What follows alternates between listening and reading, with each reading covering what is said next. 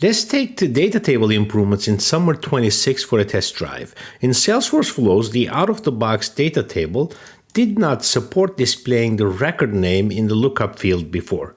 So when you added a lookup field into one of these columns, it would only display the record ID instead of the record name. Now, with this release, we get to add the lookup field here, and we get to display the name of the record and also make that name clickable. So the user can click and go to that record directly from the data table, which is super useful.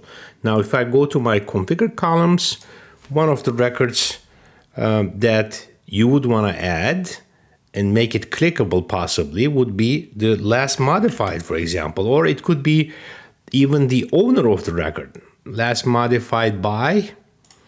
And you see now we have the options here, show record name, and we can also link to the record when we show the record name. That way you can show the account on the opportunity, you can show the account on the contact, and that value, the record name, can be made clickable so that the user can click through and go to that record directly. Very useful.